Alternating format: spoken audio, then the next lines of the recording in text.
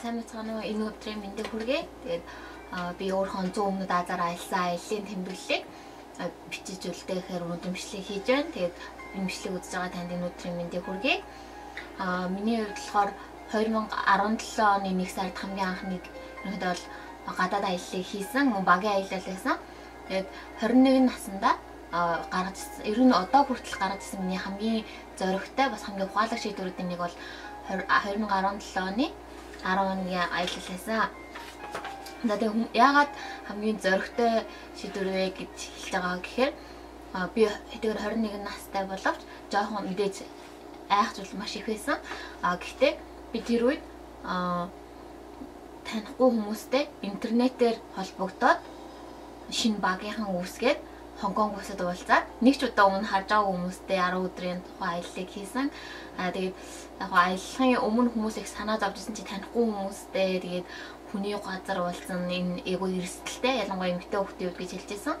Гэхдээ би тэр аяллын шийдвэрийг гаргасан. Явсандаа бол маш их баяртай байдаг. Тэгээ магадгүй та яг одоо би арай жоохон юм уу эсвэл би эмэгтэй хүүхэд аюултай гэх мэтчлэн зүйлээс айгаад аяллаар явж чадахгүй ч юм уу те өөрийгөө айлуулах явахыг хүслээ дарж байгаа бол би танд хэлмээр байна.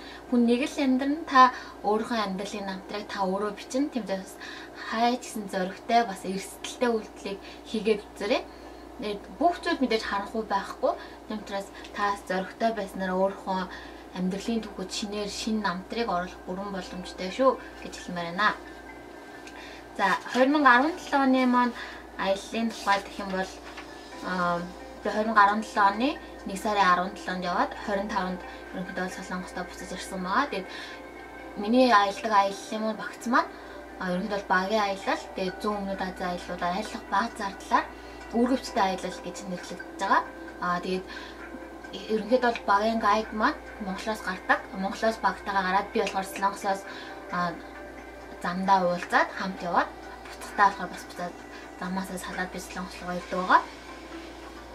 За тэгээд өнгөрсөн оны аяллын маань хувьд гэх юм бол би Хонконг, Филиппин, Сингапур, Вьетнам гэсэн нийт 4 улсаар аялсан байгаа.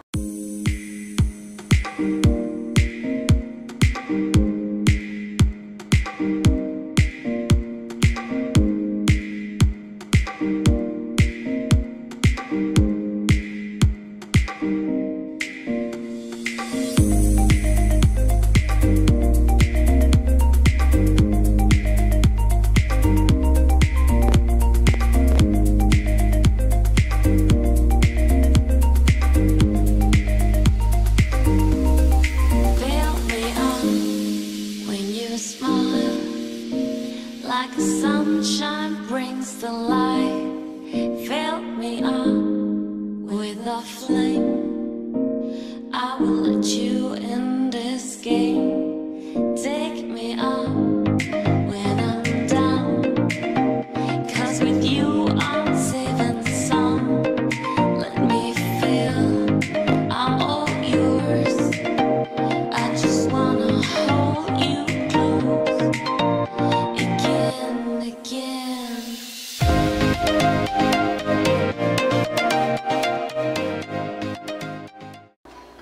Тэгээд зартлаасаа баг зэрэг хуваалцах юм бол сая 700 тухайн үедээ сая 725 мянган төгрөг буюу вонороо сая 600 мянган вон биш 670 мянган вон орчим болж исэн. Тэгээд мэдээж та яг өөрөө хичээгээд өөрөөсөө аялал залуу наснд бол мэдээж заавал тухтай буудалд ороод гой газар явах шаардлагагүй. Та аялах өөртөө сонирхолтойгоор экстрем явж чадах юм бол энэ бол аяллын зорилго орчин хувцас аялах бага зардлаар явах хүчтэйсэн.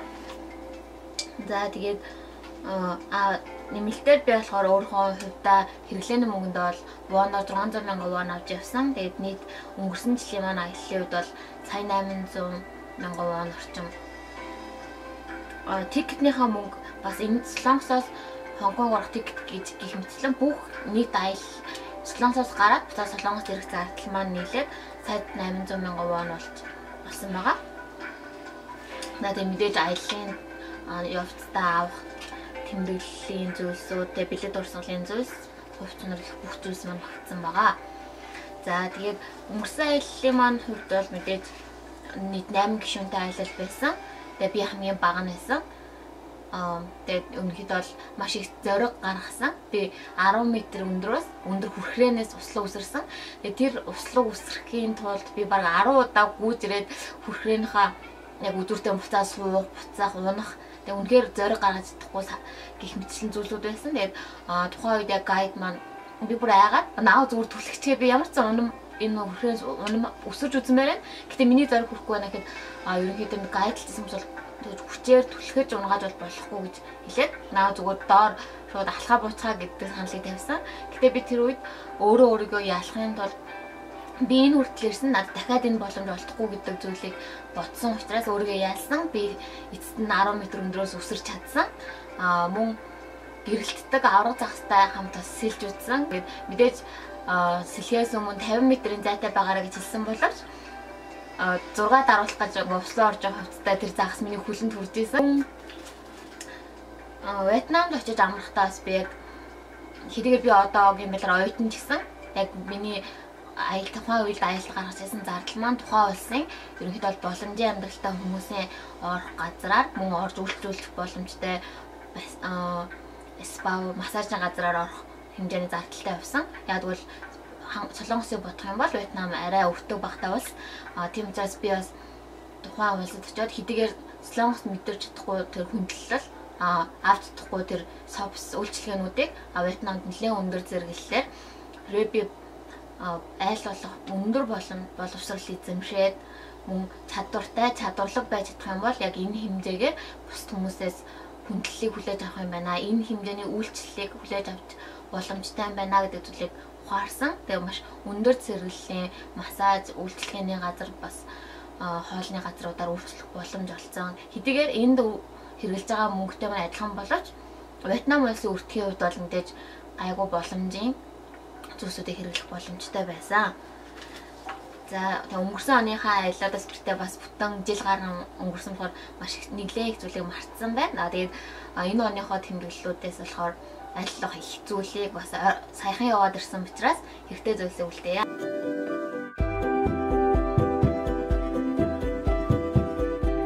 За энэ оны маань аяллахаар 2018 оны 1 сарын 2-нд эхлээд 1 сарын 12-нд ирсэн байгаа. За тэгээд 1 сарын 2-нд хамгийн анх би болохоор Солонгосоос Бангкок, Тайландын Бангкок улс руу хөдөлсөн байгаа. Тэгээд энэ жилийн маань аялал маань 10 хоног үргэлжилсэн. Нийт зардал маань воноор 2,100,000 вон болж хуурсан байгаа.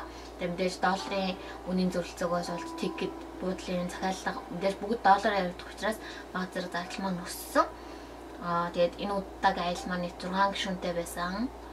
Тэгээд нийт бол бас нэлээд сонирхолтой, бас төлөвлөөгүй байжгаад гинт явсан бас их өрмөц, бас дулаан уранд очсон учраас их амралтыг авч чадсан байгаа. Тэгээд Солонгос мөн Монголд өвөл авах үед дулаан оронд очиж амрах тэр мэдрэмж маш гайхалтай. Та бас тэр зүйлийг бас нэг удаа мэдрээд үзээрэй. За тэгээд зургнуудаас үзэнгээ бас танилцуулъя. Тэгээд бас нэг зүйлийг нэмж хэлэхэд ихэнх хүмүүс бас англи хэлгүй учраас гээд аялалт явахаас их хойшлуулдаг, айдаг. Аялалд явах гэж байгаа таныг хойш нь татах, таныг татгалзах хамгийн том шийдвэрүүдийн нэг болдог. Тэгээ миний хувьд бас англи хэл байхгүй. Мэдээж 10 жилдээ сурсан ч би Солонгос дээрээ 4 жилийн турш Солонгос хэл сурах хугацаанд англи хэлийг ерөнхийдөө мартсан байгаа. Тэгээд би бас хамгийн анхны аялалд явахаас маш их айдсан. Тэгээд та хэрвээ англи хэл үнэхээр өөртөө тодорхой хэмжээний ихтгэлгүй байгаа бол багийн аяллыг бас сонирхоод бас шийдвэр гаргаад үзэх юм бол мэдээж багаар явж байгаа учраас бүх зүйл дээр таны хэл, та бүх зүйлийг оролцох шаардлагагүй. Хамт байгаа хүмүүс чинь адилхан монгол хүмүүс учраас танд туслаад хоорондоо дэмжиж ярилцаад явах бүрэн боломжтой.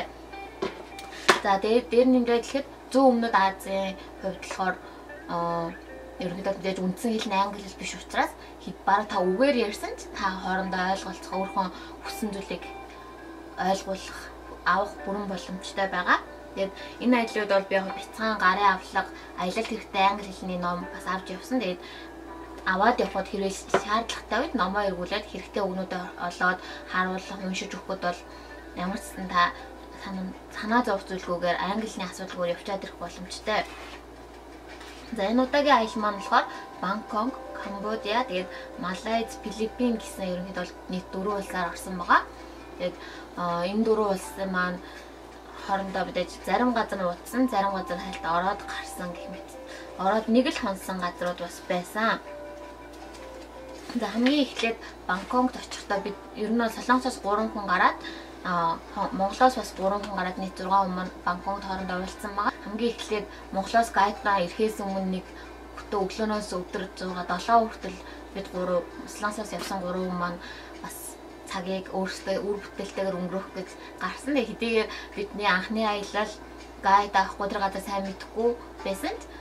Интернет угаасаа өмнө бас интернеттэй сим карт тухайн улсад хэрэглэж болохоор утасны дугаараас захиалцаа явуулсан байсан. Тэр нь болохоор 7 хоногийн Солонгос Тайландтай үнгүй ярих боломжтой. Тэгээд Солонгос мөн гадаадын улс руу 30 минут үнгүй ярих хэрэг. Тэгээд 1.5 ГБ-ийн дата хэрэгтэй байсан. Тэгэхээр ерөнхийдөө бас сонирхож байгаа хүмүүс маань ялангуяа анх удаа очиж байгаа хүмүүст интернет мэдээлэлд аягүй хэрэгтэй учраас бараг тэр симийг аваад $10 өгөөд аваад явах бол танд хэрэгтэй. Мөн нэмэлтээр мэдээлэл өгөх юм бол Тайландын сим карт Филиппинд очиход бас уншижсэн хоорондоо болоод байсан. Тийм учраас та нэг доор Тайланд, Филиппин гэж явах гэж байгаа бол энэ симийг авснаар 2 улсад хэрэглэх бүрэн боломжтой. За тэгээд Тайландын хувьд бол бас ерөнхийдөө бол бид хүн 70-аас илүү хотын төвөр их байсан. Бангкокт байхдаа ерөнхийдөө хотын төвд байсан. Мэдээж Тайландд очиж тай массажийг авсан. Тэгээд тай массаж бол үнэхээр биеийн ядаргааг тайлж чадсан байсан. Тэгээд нөгөө талаараа Солонгос болон Монголоос зардлын үед хэмд нэг цагийн массаж нь $20 арай хүрэхгүйгээр ерөнхийдөө зардалтай байсан учраас та яг үндсэн Тайланд тай массаж буюу дэлхийн алдартай массажийг тухайн улсад бага зардлаар авах бүрэн боломжтой, мөн өөрийнхөө аль тайлах боломжтой байгаа. За тэгээд бас Тайландын хувцсны хувьд болохоор мэдээж халуун улс учраас халуун орон учраас бидний авч явсан хувцас маань болохоор хэдийгээр зуны хувцас байсан ч агаар солилцуулах нь бага зэрэг асуудалтай байсан. Гэтэл тэндээ яг зарж байгаа хувцас нь бол мэдээж нэмгэн даавгаар хийсэн агаар сайн нэвтэрдэг учраас яг тухайн улсынхаа агаар цаг агаарт нь ерөнхийдөө маш сайн тохирсон хувцсууд байсан учраас бас зөвлөхөд маш их ачаа авч явахгүйгээр очиод бас тэр улсаасаа хувцас аваад үзээрэй гэж хэлмээрээ. Миний хувьд бас нэлээд ачаатай явсан. Тэгсэн мэт тэндээс хувцас авсан. Тэгээд хүмүүс ялангуяа эмэгтэй хүмүүс олон их ачаа авч явж байхаар очиод тухайн улсаасаа шаардлагатай зүйл авчих юм бол зардлага үед ч гэсэн хэмд өмнөд шорт гэх зүйлс маань ойролцоогоор $3, $5 гэх зүйлсээр авах боломжтой.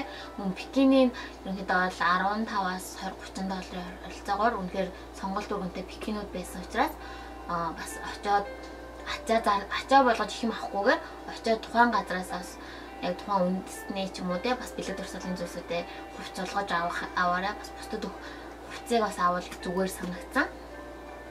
За тэгээд ерөнхийдөө бол Тайландд очивол мэдээж заан ерөнхийдөө бол тэр улсын нэлээд том бэлэг тэмдгийн нэг амтан байсан. Тэгээд бид хүн бас заан унсан.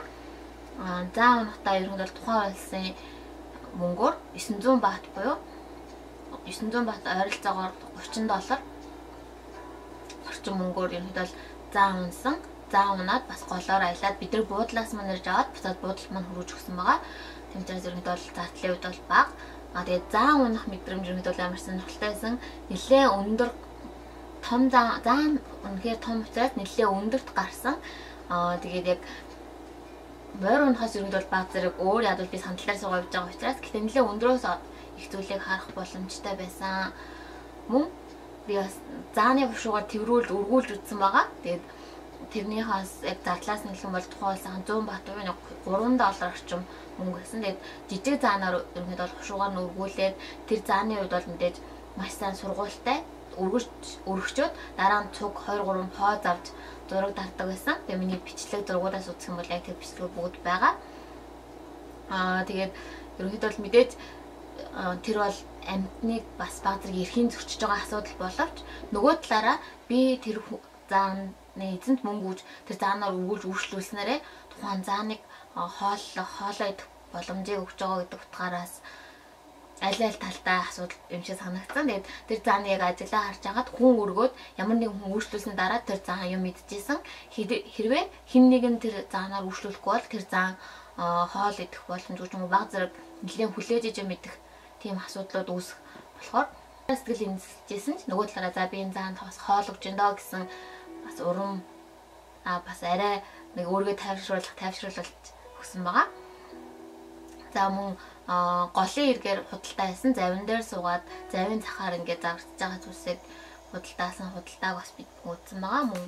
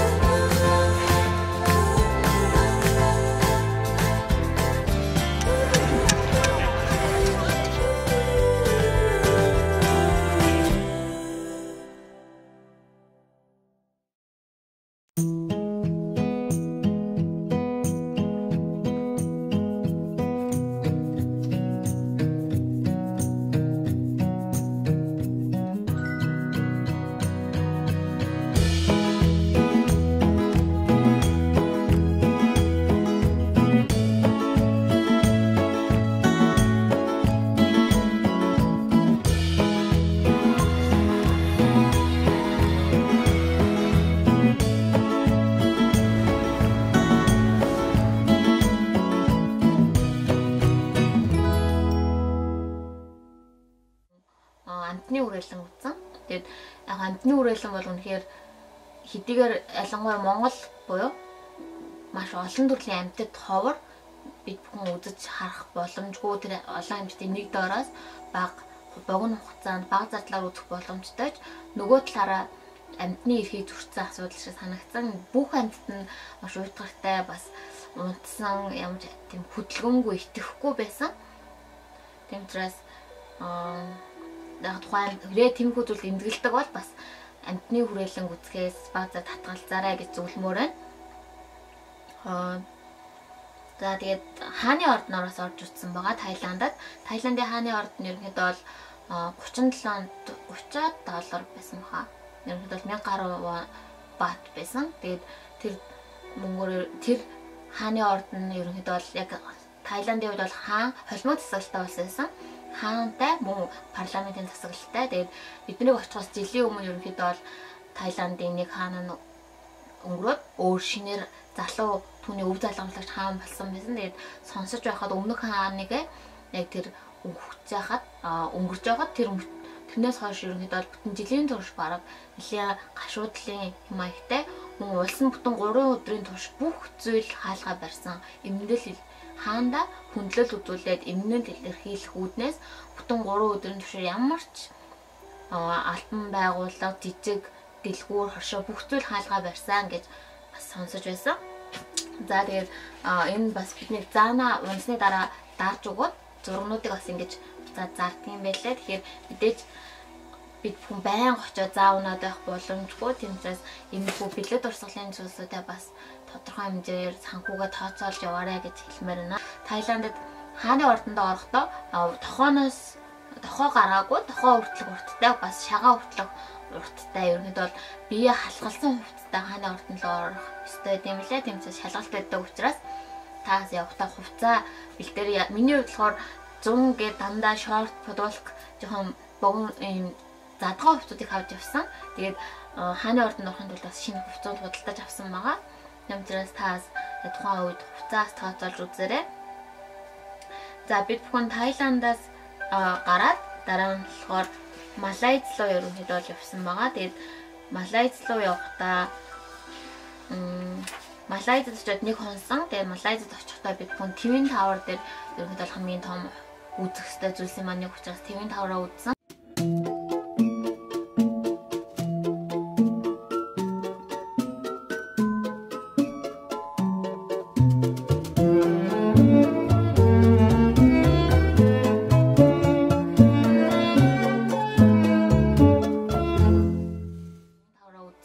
Twin Tower-аас 6 даруулаад тэгээд дараагийнхаа улслын 1 хоноод хоолундаа идчихэд явсан байгаа. Тэгээ TV тавар дээр очиж байгаа хүмүүс зөвлөх юм бол ерөнхийдөө линз айгуу чухал юм байлээ. Камерны утасны урталт хийдэг. Ерөнхийдөө энгийн линз бол да бодвол хараа өргөн болгож харуулдаг линз авч аваа. Яг бол TV тавар маань маш өндөр учраас камерт бүтэн орохгүй. Мэдээж тэр сайхан газар утснах 6-даа бүтэн оруулахыг хүсвэл таас линзаа урьдчилаад бэлдээрээ хэд жижигрүүлдэг линзийг ерөнхийдөө утасны сүлүүд гарсан линзнээс заавал нэг бэлдэж авч яваарай гэж зөвлөмөр байна. За 3 дахь улс маань болохоор Камбож байсан. Тэгээд Камбожийн бид нар болохоор Сiem Reap гэдэг хотод очсон. Тэгээд Siem Reap-ийг бол би ерөнхийдөө бадраг хөдөө жоохон чимээгүй намгүй мод гэж бодож байсан. Гэтэл нэлээд хөдөлгөөнтэй бас сонирхолтой төсөөлж ирсэнээс яасан хамгийн төсөөллийн маш их эсрэг байсан хотын нэг бол Siem Reap байсан. Тэгээд Siem Reap-д очиод бид бүхэн бас хостел байрласан байгаа. Тэгээд миний энэ удааг 2017 оны маань аялалгаа нэг өрөөнд 2 хүнтэйгээр дандаа хотел би буудалд байрласан бол 2018 оны маань аяллын маань бас нэг онцлог зүйл бол хостел байсан. Тэгээд залуу насандаа бас залуу байгаа нь би мэдээж нас баг зэргийн байр суурьтай болох юм бол тухтай буудал хүснэр байх боломжтой ч залуу байгаа дээрээ чимээ шуугаан дээр олон хүнтэй хамт байх юм зүйлийг ямар нэгэн асуудалгүйгээр давах боломж чадвартайгаа дээрээ бас хостел буудлаад байрлаад үзээрээ бас нэг арай өөр шинэ туршлага бас шинэ орчин байх болов гэж бас зөвлөмөр байна. Тэгээд бидний Камбожид очсон хостелд орохоор Аз хүн зөвхөн манай багийн 6 хүн байсан. Дандаа европчууд. Тэгэхээр яг тийм Европын нэг тийм Европын тийм уур амьсгал орж ирсэн. Тэгээд мөн swing poolтэй. Тэгээд swing party бас хийжсэн учраас маш өвөрмөц бас шинэлэг байж чадсан тэр орой.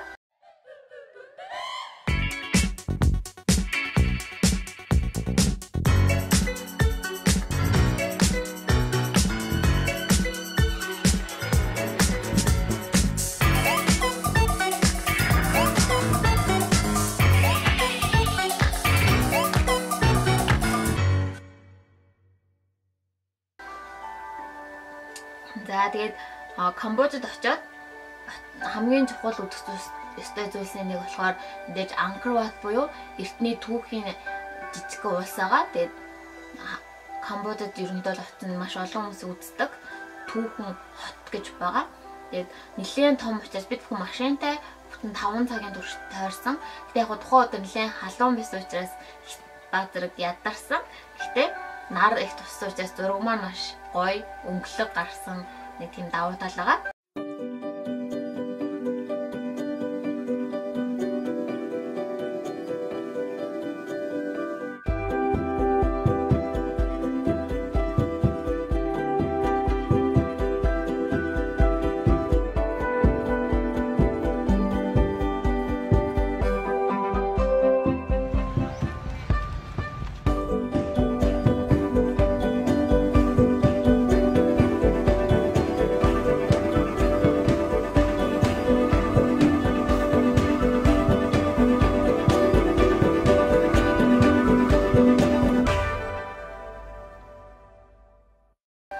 Тэгээд Камбожид явж байгаа хүмүүс миний зүгээс ямарсан очиод ийм юм байна да гэж бодсон зүйл гэвэл яг тэр жоохон өрөөсгөл сонсогдох боловч Камбожид маш их аялал жуулчид хөгжсөн учраас хүмүүс нэрхэд нэлээд худлаа яриад сурсан гэх юм уу эсвэл баг зэрэг юмны үнийг худлаа хэлдэг тийм санагдсан. Тиймээс хизээч худалдагчны хэлсэн үнээр бараа худалдаж авч болохгүй. Заавал ярих хэрэгтэй. Мөн ярихдаа зүгээр энгийн 1200-аар биш баг 50%-аар нь унгаажиж хэлэхгүй бол ерөнхийдөө бараага нэлээ худлаа хэлж үн хэлж зардаг юм шиг санагдсан. Тэгээд бидний туршлагаас хуваалцсан бол хамгийн анх очоод хөрчин дээр наалдаг нэг наалт нэг ширхэг $1 байсан бол нэлээд хэсэг хугацааны дараа тэгэхээр 5 ширхгийг бид нар дараа $1 авсан.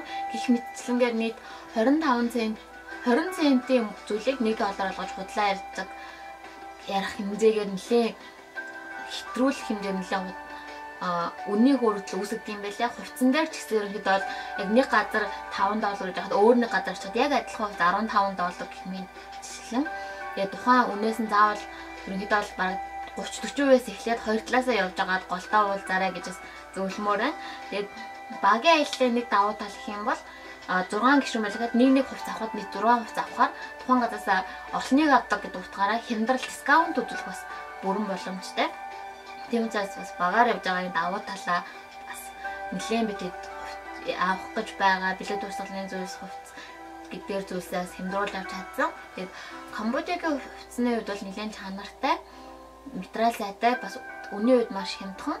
Энгийн бодвол гэхэд $2, шорт юм уу эсвэл юпгууд маань $3-4 гэх мэтчлэнгээр хамгийн үнэтэй хамгийн ерөнхийдөө бол дундаж үнэх юм бол баг $10 гайгүй хувьц авах боломжтой. Мэдээж том ихтлгүүр биш гадаа зарж байгаа худалдааны барааны хувьд яригдж байгаа. За тэгээд Анкорват нөхд бол үнэхээр гайхалтай түүхийн өв хадлан дурсгалын зэрэгт нь хадгалсан байсан. Тэгээд нэг өөр мөц зөвлөх юм бол бас Камбожид гэрэлж байгаа хүмүүсээс Анкорватад очсон юм лээ. Бид бүхэн тухайн өдөр 2 хостой тааралцсан. 2 гэр бүлийн хостой гэрэлтээ хийж байгаа үндэсний хувцастай хосуудаас тааралцсан байгаа. Тэгээ Анкорват нь ерөнхийдөө бол орохын тулд заавал тасалбар авдаг. Тасалбар нь $37 байсан. Тэгээд тасалбар дээр таны зургийг дараад тэгээ орох болгондоо тасалбараа бас өөртөө ингээ харьцуулж харуулдаг. Тэгээд Таиландын хааны ордонтой адилхан бас битүү хувцастай орох ёстой.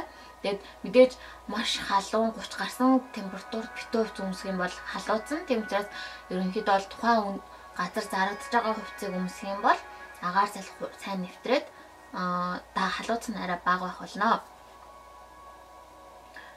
За Камбожид бас бид бүхэн хоолноос ерөнхийдөө бол би өөрөө маш янз бүрийн бүх зүйлийн хоолыг идэж чаддаг учраас аяллын туршид бол хоолны хувьд ямар нэгэн асуудал бол байгаагүй. Филиппиний хоолны хувьд бол яг таалагдсан зүйл нь яг тэр доороо шууд хийж өгч байгаа нь бас их таалагдсан байгаа. Камбож ерөнхийдөө бол жимсний хувьд дажгүй амттай бас хоолн гэсэн боломжийн дажгүй санагдсан. Тэгээд Таиландд бас очоод шинэ нэг зүйлийг орхисон байна. Тэгээд паспортны юм кейс хийлгсэн байгаа. Тэгээд өөрөө кейсээ сонгоод энэ дээдлэхнүүдээ бол байршуулах буюу ялангуяа аялах туртай хүмүүс бол заавал өөрийнхөө гараар дэлхий дээр цор ганц handmade бол дэлхий дээр цор ганц байдаг. Тэгээд миний сонголтоор гарсан нэг юм паспортны бас кейс болсон байгаа. За тэгээд Таиландаас гараад бид бүхэн Филиппин руу явсан байгаа. Тэгээд Филиппин руу явахын тулд Камбожоос гараад Филиппин руу явсан байгаа. Тэгээд бүтэн 12 цагийн турш онгоц бас машин гэх зүйлсийн дамжлагаар 12 цагийн турш ерөнхийдөө бол яваад Филиппиний Палаван арал дээр очсон байгаа.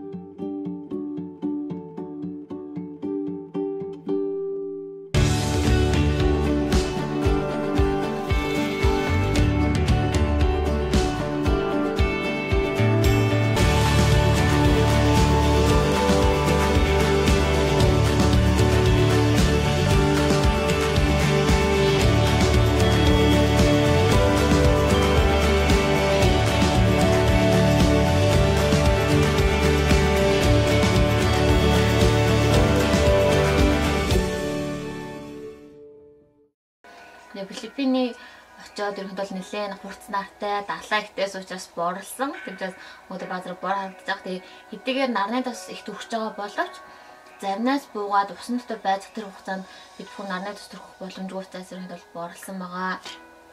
Тэгээ бас өвлөмж юмтай хурдан царч хаа гэж бодож байна. Тэгээд энэ зүйлийг бас заавал хэлмээр нь ялангуяа далаа устай газар явж байгаа хүмүүс ийм усныг кейс заавал ороод гаднаасаа тооч мэддэгдэг учраас ямар нэг асуудал байхгүй. Ганц асуудал нь зураг дарахад баг зэрэг ийм нэг тод гэрэлтэй бол сайн гарч чаддгүй юм лээ мэдээж гадуурны зүйл орсон учраас Тэгээд саяны аяллын 6 хүн дотроос 2 хүн манаас уцаа усан дунгагаад аяллын бол дундаас уцгүй болсон. Уцаа норсон гэсэн үг. Тэмдээс энэ зүйл бол заавал хэрэгтэй. Ялангуяа устай далайлуу явж байгаа хүмүүс бол заавал аваад яваарай. За тэгэхээр Филиппинд ерөнхийдөө бол миний энэ аяллаас хамгийн их онцлог ярих бас хамгийн таалагдсан газар Палаван гэсэн үнэхээр буцаж ирмээргүй санагдсан. Тэгээд Палаван болохоор маш амар тайван. Дээр нэмээд Филиппинээс одоогийн байдлаар арай их аялал зуучлал бага хөгжсөн улсуудын нэг газруудын нэг бол Палаван учраас хүмүүс нь одоогийн байдлаар тиймэрхүү санаа суух ч юм уу те маш олон аялал зуучлалд ихсэх тусмаа бас гадны хүмүүс их ирээд тухайн хүмүүсийг багтраг эвдэх тохиолдлууд их байдаг. Тэгээд Палаваны хүмүүсүүд бол ерөнхийдөө бол айгу цайлхан яг тийм амарсан маш их таалагдсан. Өөртөө бүгд сэтгэлээрээ санагдсан байгаа. Тэгээд 12 цагийн турш мэдээж багтраг ядарсан. Ядраад очсон чинь Палаванд бидний буусан буудалд халуун ус байгаагүй. Хамгийн ихний усны хот бол ерөнхийдөө жоохон түүхтэй жоохон хэцүү байсан. Тэгээ хоёрдугаас дараагийнхаас эхлээд тухайн газар маш халуун учраас бараг угаасаа халуун усанд орох шаардлагагүй тухайн хүүтэн усанд орох маань надад буцаад маш хялбар энгийн зүйл шиг санагдаж эхэлсэн байгаа. За тэгээд Палаваны хувьд ярих юм бол жижигхэн маш олон арлаас бүрдсэн. Тэгээд тухайн арал дээр очиод аяллын багцуудаас ерөнхийдөө аваад аяллаар явхад болохоор бид нэг өдрийн турш ерөнхийдөө завтай бүтэн арлын аяллыг хийсэн байгаа. Тэгээд арал болгон дээр очиж үзэх тухайн арлуудаас далайн ирэг дээр завин гол далай дотор завин дээр хоолсон байгаа. Мөн загснуудыг үзэх гэх мэт маш олон тийм сонирхолтой ялангуяа Монголдо хийж чадхааргүй зүйлсээ үзсэн. Тэгээд загастай цуг сэлэх далай дотор байгаа загсуудыг өөрхөнүүдээр харахаас маш сонирхолтой байсан. Өнгөрсөн жилийн үед болохоор би Филиппиний Себу болон Бахаол гэдэг хоёр арлаар очисон бол энэ жил болохоор Филиппиний Палаван болон Манила буюу Филиппиний төв хотод нь бол очиж хоёр хонсон байгаа.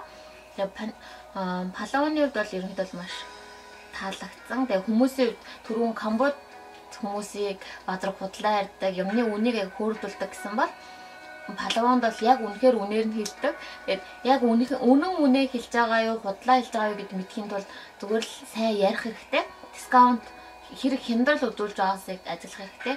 Үнэхээр худлаа үн хэлсэн хүмүүс бол ярих. Тэгээд би авахгүй гэхэд за чи хүссэн үнээрээ аваарай гэх мэтчлэнгээр үнэ унгаадаг бол унгааж өгж байгаа л Филиппиний Палаванд бол үнэхээр боломжгүй. Энэ бол яг өөрх нь хэрэг чи авахгүй бол боломж авахгүй уучлаарай.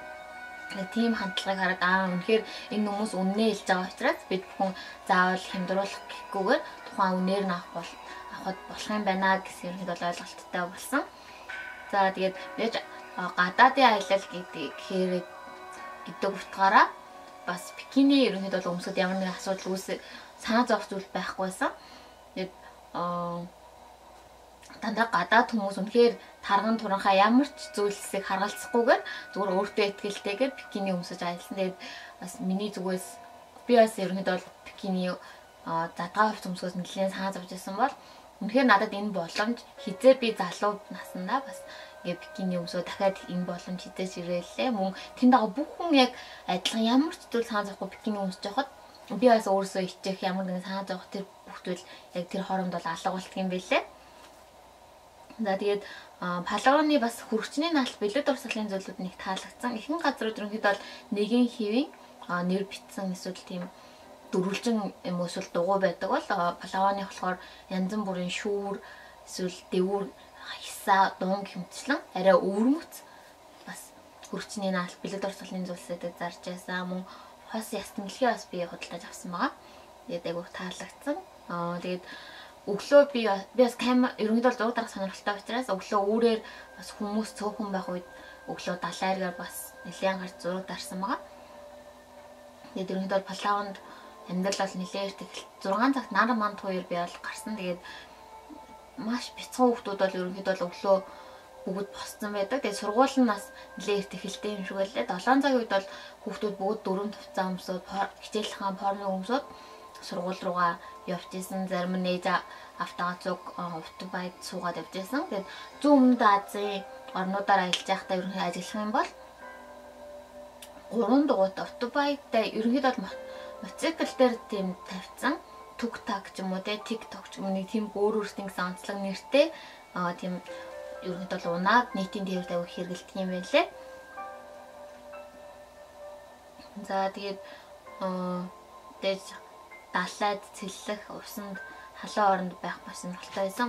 Бид нэр палоонд ч зиплайнд сууж үзсэн. Тэгээд ихэнх газар зиплайн сууж үзэхэд бол маш хурдцтайгаар нөгөө газар очдог.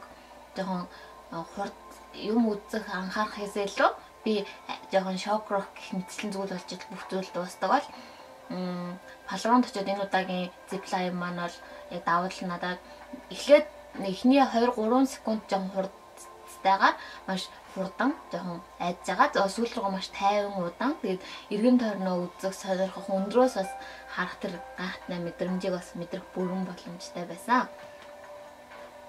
За тэгээд палоонд очиод бас таалагдсан зүйлс маань нэг гэх юм бол тэнд бүх худалдааны газар, хувцас, бэлэг дурсгал, хоол, хүнс бүх газар нь гэлгар ут биш, цаасан ут хэрэглэж байсан. Тэгээд тэр нь бас их таалагдсан. Дээр залайтай ойрхон далай эрэг арлын орон гэдэг утгаараа гэлгар ут хэрэглэн бол далайг бас маш хурдтайгаар бохирдуулах хэрэгцээтэй учраас тэрнээс сэргийлээд анханасаа дандаа цаасан ут хэрэглэж байгаа нэг таалагдсан. Хүмүүсийн хувьд бол нэлээд цайлган, сайхан сэтгэлтэй ерөнхийдөө бол айгу тийм өөрийнхөөрөө энгийн хүмүүсээ санагдсан.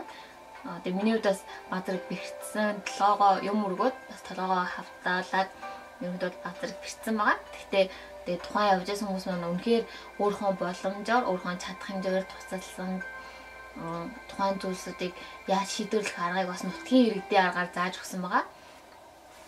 Мөн сэлт ерөнхийдөө бол Филиппиний аяллаар явах хүмүүс бол баатар сэлээ сураарай гэж зөвлөмөр нь. Үнэхээр боломжгүй бол та очиод яг үндсэн ёсоор нь тэр мэдрэх тэр enjoy тэр гайхалтай мэдрэмжүүдийг бас мэдрэхэд арай бага байх болно. Тэгээд энэ жил бол миний хувьд тэмдэл хантай зөмсөө сэлэхэд бол арай хялбар энгийн зүгээр сэлтийг бодвол тэгээд яг нөгөө цагаад болохоор хүн бас бүтээ хийдэг юм байлээ. Эхэндээ би болохоор дандаа сэлж чадахгүй цааш хойноос ингээ ихтэй чирүүлж явж байгаад сүүлдээ би өөрөө заалгаад хантаадтайгаа учраас мэдээж ивэхгүй. Тийм учраас аль гараа сайн хөдлөх, өвөл гараа хөдлөх юм бол мэдээж ууршлаад явдаг юм байлээ. Тэгээд бас нэг өөртөө шинэ нийтлэлээр бас өөрөө ганцаараа хүнээр чирүүлэхгүй нэлээ их замыг туулж бас сэлэх. Хэдийгээр тэрийг сэлэх гэж хэлэхгүй ч би ямар ч гэсэн байгаа байрнаас хөдөлж болж чадсан. Очиг хүссэн газараа өөрөө ганцаараа хинээс тусламжгүйгээр очиж чадсан. Өөргөө ялсан тийм ялалтай өдөр байсан.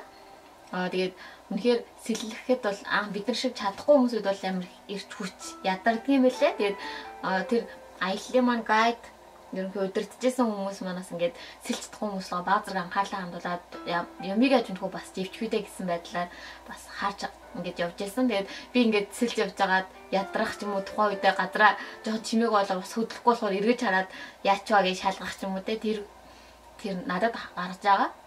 Тэр анхаарлууд нас үнэхээр таалагдсан. Яг бол ингээд хин нэг намайг анхаарад хэдийгээр хүн болгон тэр хүн анхаарах шаардлагагүй. Гэхдээ ингээд халамжлаад харж байгаа ингээд хамгаалах гад ямар нэгэн асуудал үүсэх юм бол аврах нь туслан гэсэн байр сууриас хандж байгаа маш их таалагдсан байгаа. За тэгээд халуун нарал дээр ерөнхийдөө 2-3 онсон нэлээд боорлон халуун нартай газар ерөнхийдөө их сайхан амарч чадсан. Тэгээд Филиппиний хоолны газруудын үед нэг сонин шинэлэг санагдсан зүйл маань хоол ингээд идээд дууссан. Миний тавган дээр хоол дууссан л бол би хэдийгээр бид хамт одоо 6 хүн байлаа гэхэд 2 хүн хоол идээд дууссан бол тэр 2 хүний хоолыг цэвэрлжтэй юм билээ. Тавг ууж байгаа бүх юм аваа явчихна. Тэгээд нэг талаараа баг зэрэг тухгүй санагдсан. Учир нь би ингээд хоорондоо ярилцаад хоолунд идэж байгаад ингээд дундуур хүн ирээд цэвэрлээд анхаарал хариулахгүй тухайн уур амьсгалыг нэлээд эвдэх сул талтай юм шиг санагдсан. Нөгөө талаараас яг бизнесийн салбарууд ингээд ширээн дээр бүх зүйлийг цэвэрлээд ахаар юу ч захиалаагүй юм шиг санагдаад дахиад шинэ зүйл захиалахаас өөр аргагүй ч юм уу те санаа зовсондоо заавал шинэ зүйл захиалах гэх мэтчлэнгээр яг хуу бизнес хийж байгаа ажил хийж байгаа наймаа хийж байгаа хүмүүсүүд бол нэлээд нээлттэй зүйл бол боломжийн давуу талтай ашигтай зүйл шиг санагдсан. Тэгээд яг үйлчлүүлэх биднүүд бол нэлээд тухгүй санагдсан. Яг тухайн улсын иргэдийн үед байнга тийм зүйлтэй угаасаа тийм учраас ямар нэгэн реакц тийм тухгүй байдлыг мэдэрдэггүй ч магадгүй. Тэгээд бидний хувьд бол тийм санагдсан байгаа. За тэгээд Манилад ерөнхийдөө бол бас нэг бүтэн 2 хонсон байгаа.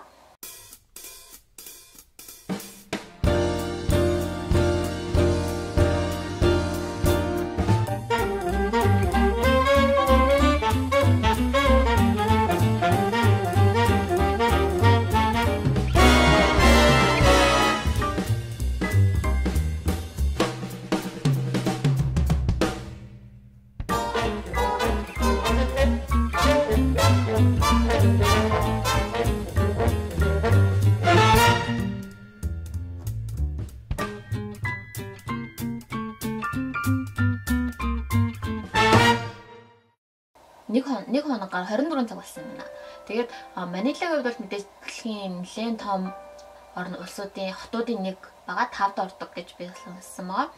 Тэгээд сонсож байхад ерөнхийдөө бол хар тамхины 8 жоохон хөгжсөн учраас хотын төвдөн ч хамаагүй тэгээд тиймэрхүү асуудал үүсэх юм бол буудах эрхийг ерөнхийдөө бол цагтаалт байдаг. Тийм учраас үнэхээр тиймэрхүү жоохон асуудалтай хүнд газар одоо тийм хөгжил буурай ч юм уу тийм газруудаар очих юм бол бас тиймэрхүү эрсдэлтэй тулгарх боломжтой учраас жоохон болгоомжтой байх хэрэгтэй. Тэгээ бидний хувьд бол мэдээж аутлет арай жоохон аюул багтай газруудаар явсан. Мэдээж гадны хүмүүс энэ удаагийн хүмүүс маань нэлээд залуу тэгээ 5 эмэгтэй нэг эрэгтэйг явсан учраас баг зэргийн аюулгүй байдлаа нэлээд сайн анхаарсан учраас тэгээд баг зэргийн зардал өндөртөж бид аюулгүй газруудаар нэлээд байрлсан байгаа. Тийм учраас яг одоохондоо тийм муухай зүйлнүүд үзээгүй. Гэхдээ яг тийм хүчлүүд байдаг гэж хэлсэн учраас бас та очих газраас судлаад бас бодож болгоомжтой байгаараа хэлмээр байна. Тэгээд Филиппин, Вьетнам гэх улсуудын хувьд бас баг зэргийн цөөнх шүүрх асуудлууд байдаг. Тэгэхээр бид нар тийм тохиол тохиолдоогүй ч хэрэг тийм зүйл тохиолдсон тохиолдолд дагаажгүй хөөх ерөнхийдөө бол дэмий гэж бас зөвлөдөг юм байлээ. Тэгээд өмнө бас хэлжсэн чинь Филиппин Таиландд ч очдоо SIM карт авч байсан. Өнгөрсөн жил бас би Вьетнамд ч очдоо SIM карт авч байсан. Тэгээд интернет хязгааргүй учраас ерөнхийдөө бол ер нь ихэнх улсууд ингээд яг онгоцны бодолтой тийм SIM картыг зарж яадаг. Тухайн улстай ярих утасны дугаар интернет. Тэгээд та бол очиж байгаа газруудаасаа судлаад авахд тодорхой хэмжээний зардал гаргаад авцсан байхад ерөнхийдөө бол гадуур явхад ямар ч санаа зовх айдсгүйгээр явах боломжтой. Мэдээж бүх буудал Wi-Fi-тай та буудаас гарсан тохиолдолд бас хэрэгтэй шаардлагатай болох болоо гэж бодож байна. Тэгээд нэмэлтээр Таиланд, Филиппинд байхад болохоор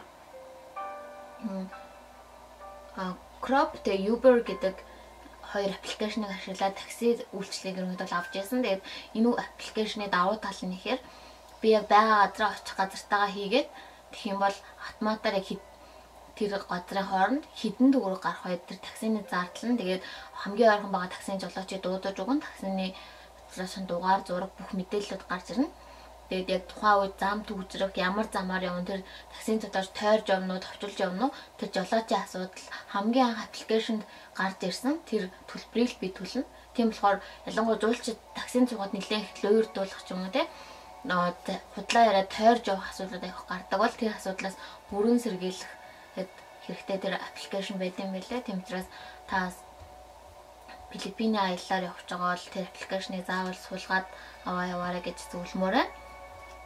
Тэгээ Манилад бид нараас очиод эртний бас колон байхдаа баригдчихсэн Европын загваруудтай газруудаараас явсан байгаа.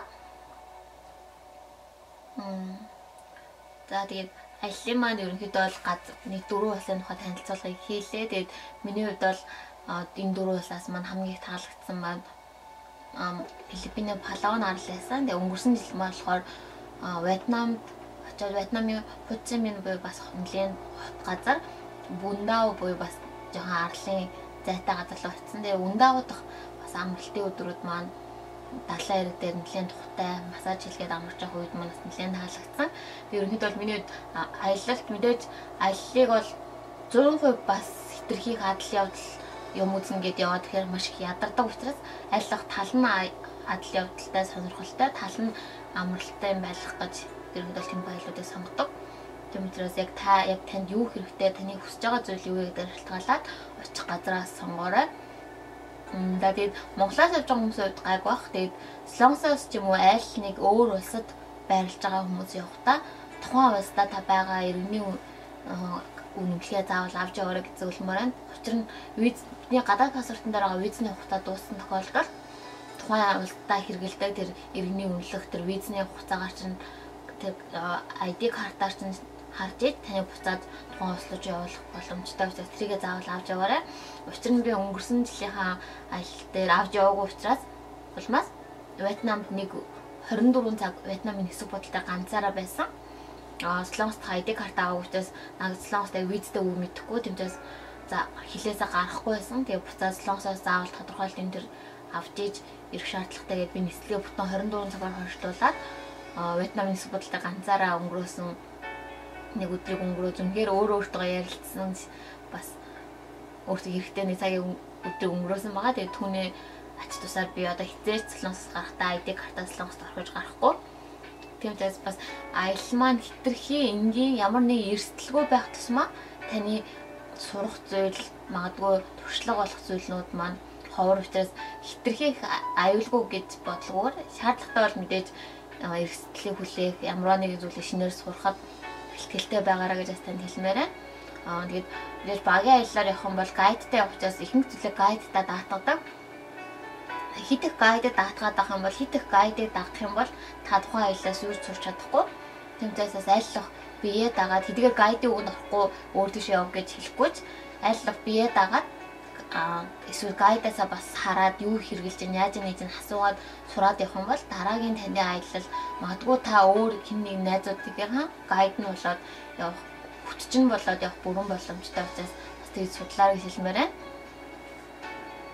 За тэгээд би бас эх жил дахиад заавал аяллаар явах төлөвлөгөөтэй байгаа. Тэгээд таньдас зөвлөлдөхөд та өөрөө залуу гэж битээ голоорой. Мөн аялал гэдэг зүйлэнд хэл хэрэгтэй гэдэг заавал өндөр хэмжээний харилцан ярианы өндөр түвшний ангилалтай байна гэсэн ойлголтыг бас та эвдээрэй.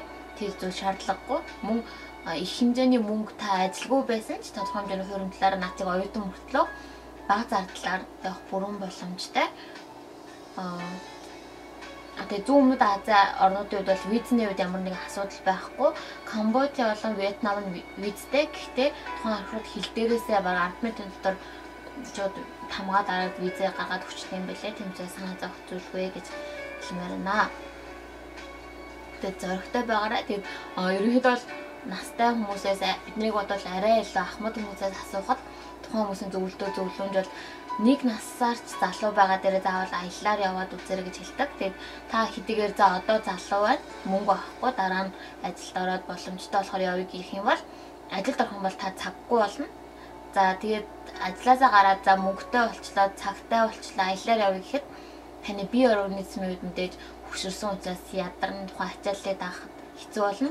Нөгөөтэйгөр яг залуудаа мэдэрч чадах тэр мэдрэмж магадгүй 30 40 гараад мэдэрх тэр мэдрэмж хоорондоо маш өөр байх учраас та айлах залуу нэг насаар ч болов залуу байгаа дээрээ эрсдлийг хүлээгээд зориг гаргаад өөртөө зорилго тавиад аяллаар яваарай гэж би танд зөвлөмөр байна. Магадгүй бутаа дэмжлэгээ би өөрөө үзэхдээ тухайд энэ үед ингэж ярьжсэн байна. Тэрнээс хойш би хідэн улсаар явсан байна гэдэг зүйлээс харьцуулж үзэхэд нэгэмтгүү магадгүй дурсамж болж болов гэсэн дэмжлэгийг бас хийж байгаа. Тэгээд өөр бас хүнд бас нэг ч гэсэн мэдээ бас хэрэгтэй мэдээлэл тусламж болоосай гэж бас бодож байна. Тэгээд хамт байгаад энэ зүйлийг бүгдийг сонссон танд баярлалаа.